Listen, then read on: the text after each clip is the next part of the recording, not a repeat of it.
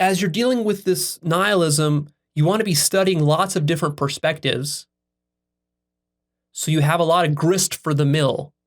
It's going to leave you very confused, and that's okay. I have an episode actually called How to Deal with Confusion. Confusion is when the ego mind doesn't know how to make sense of reality. Most people are scared of confusion, and they think it's a bad thing. They think not knowing is a bad thing. You're also going to be not knowing a lot of stuff. And so the solution is to just embrace not knowing. Don't view it as a negative thing. Embrace confusion and just trust the process. Trust that as you're going through life and you're studying a lot of different perspectives. First of all, this is fun. It's fucking fun. Treat it as fun. Play with ideas. Play with perspectives.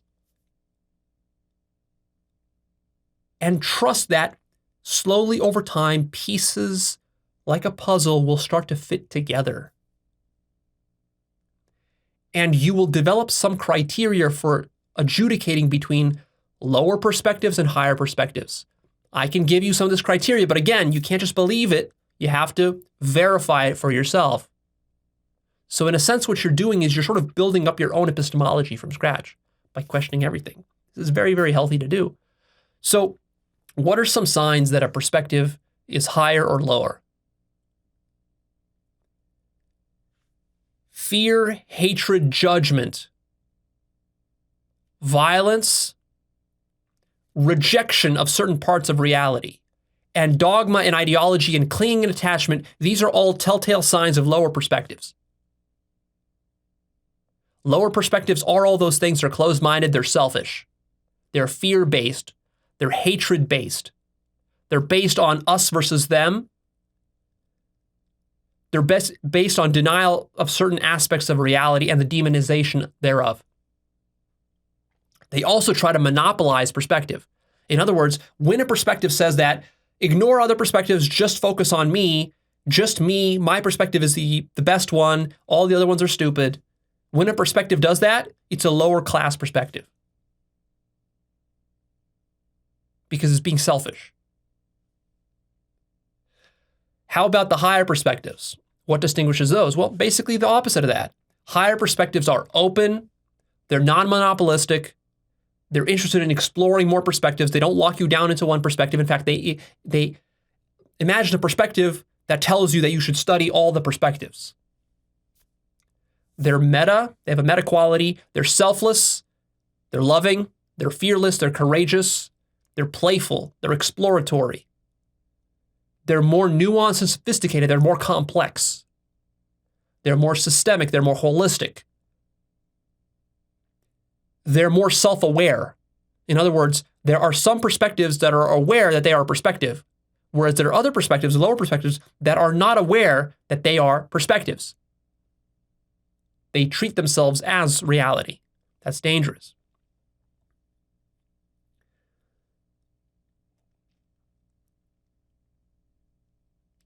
So you have to really be careful and watch for how a perspective tries to lock you in. Even something like science. See, everyone kind of understands that religion will try to lock you in, but most people don't understand that science is a perspective that tries to lock you in. For example, science will lock you in and try to prevent you from studying mystical or New Age stuff, or paranormal stuff, or religion. That already should clue you in on the dangers of the scientific perspective, which is not to say you shouldn't study it. Also, as you're studying all these perspectives, try to find the good in all these perspectives. Try to steel man the perspectives. So a low quality perspective will try to straw man other perspectives, whereas it's incapable of steel manning them. Whereas a higher quality perspective is capable of steel manning all perspectives. And it's not just being selfish. You see, the steel man, straw man thing is just really selfishness. So really the distinguishing characteristic between higher and lower is selfish versus selfless. And also, the higher perspective is able to make sense of and understand the lower, but the lower is not able to make sense of and understand the higher. This is a crucial distinction.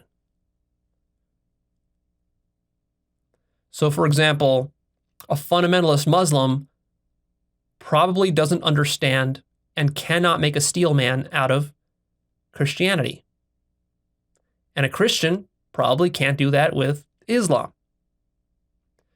But you can find higher perspectives which actually are able to make steel men out of all the religious perspectives, and they're able to explain them and find the good aspects of them, but also be honest about the bad aspects of them. You can also find perspectives that are able to understand both religion and science, but you can also find perspectives that only understand science but can't understand religion. And you can find perspectives that understand religion but can't understand science. So the more powerful perspective is the one that can understand everything beneath it. Basically, it's more inclusive. And so you're moving towards greater inclusivity.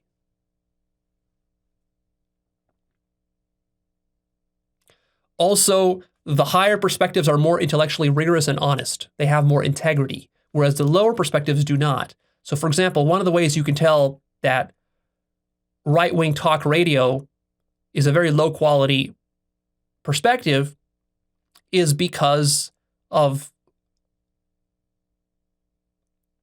just how little integrity it has. Very little integrity. The way they skew the facts, the way they cherry-pick data, the way they distort stories, the sort of emotion they throw into it, the way they make it ideological, the way they turn it into a sort of a battle, the way they make you hate the other side. These are all signs that this is a low-quality perspective, and that the people themselves speaking, they have very little intellectual integrity. Which is why you find them saying one thing one year and another thing, they're switching their positions all the time. They use double standards all the time. The standards they apply to their party, they don't apply to the other party. As soon as the other party is out of power, the standards completely change. This is what you see. And I'm not saying the left wing is immune to that. It's not. It has that. But to a much lesser degree than right-wing talk radio. That's some of the worst perspective. Some of the lowest quality, lowest integrity perspectives you can find. And you might wonder at this point, well, Leo, but how do I know that what you're telling me is true? I mean, all this you said is just one more perspective. Yeah, that's right. You don't know. I'm telling you the conclusions I've come to after 20 years of doing this work. If you're new to this, then you don't know, and you're going to have to go through maybe a 10 or 20-year process to figure out and to come to conclusions that I came to, or maybe you'll come to your own different conclusions. But eventually, if you're doing this process correctly, you'll realize that what I just told you here is gold. This is gold. I'm telling you how to distinguish truth from falsehood. In the end, the biggest thing that distinguishes truth from falsehood is fear versus love. That's the easiest way. If a perspective is coming from fear, it's false. If a perspective is coming from love, it's true. Because what you'll ultimately realize is that truth is love. And then there's just many, many degrees of it. So in the end, what you discover after you go through this nihilistic phase is that you discover that the best way to live your life is to live your life like it is a work of art. Live for beauty and live for love and live for truth and live selflessly. Not because you have to, not because somebody told you to do it, but simply because love is its own reward.